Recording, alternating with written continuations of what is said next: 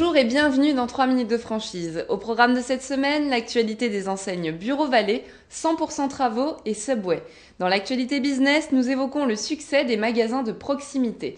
Enfin, retrouvez le conseil de la semaine donné par Géry Mailly, expert comptable. Bureau Vallée lance son nouveau service, le BV Drive. Il est désormais possible pour le client de commander ses fournitures en un clic et de les récupérer 2 heures plus tard dans son magasin Bureau Vallée.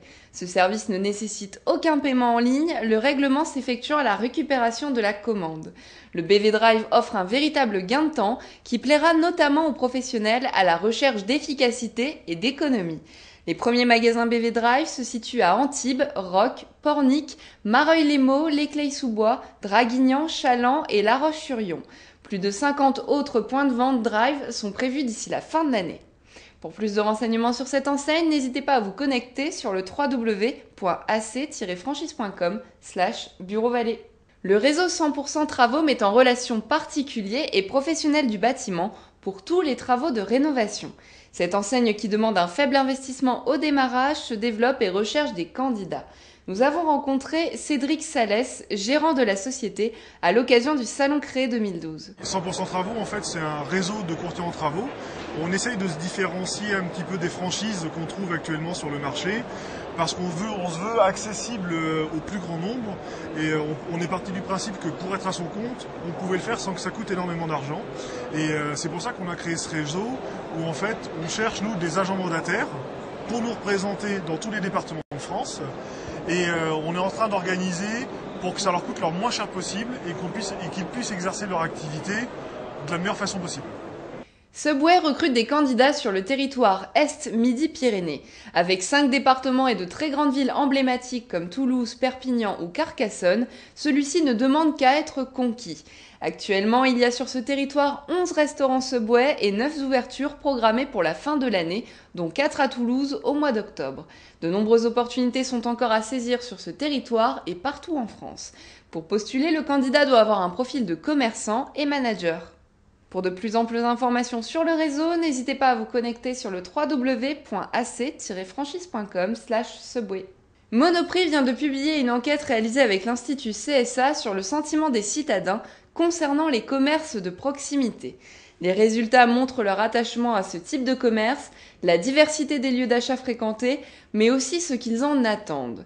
Services, accueil, valeurs éco-citoyennes de plus en plus prépondérantes et autres. Le commerce de proximité mixe à la fois la notion de plaisir, de praticité et de lien économique et social. 91% des citadins sont heureux de vivre en ville, notamment grâce au commerce de proximité. Les commerces de proximité sont des vecteurs de développement économique pour 57% des citadins et de lien social pour 42% d'entre eux. Plus de 65% des personnes interrogées vont au moins une fois par semaine chez un détaillant, boulanger, boucher, fromager et autres, 50% dans un supermarché de quartier et 45% sur le marché. Parmi les enseignes de ce secteur, retrouvez Carrefour Proximité, l'Ami Cadine, Mister Minute, Paul, Casino Proximité, Carrément Fleur, Deneville et bien d'autres encore. C'est le moment de retrouver le conseil de la semaine donné par Géry Mailly, expert comptable et portant sur les rôles de l'avocat et de l'expert comptable dans le cadre d'une création ou reprise d'une franchise. Il faut savoir qu'une fois qu'on s'est lancé, il faut payer l'emprunt. Bien souvent, il y a un emprunt derrière, selon la taille du projet. L'apport initial du franchisé est certainement pas suffisant, donc il y a forcément un emprunt. Et à partir de là, il y a forcément un risque, il y a un engagement du franchisé. Et son intérêt, effectivement, c'est de suivre la réalisation, je dirais, du projet, la réalité des chiffres. Et toujours valider, je dirais, la réalisation des objectifs par rapport à ce qui avait été prévu à la base. C'est vraiment la pérennité avant tout.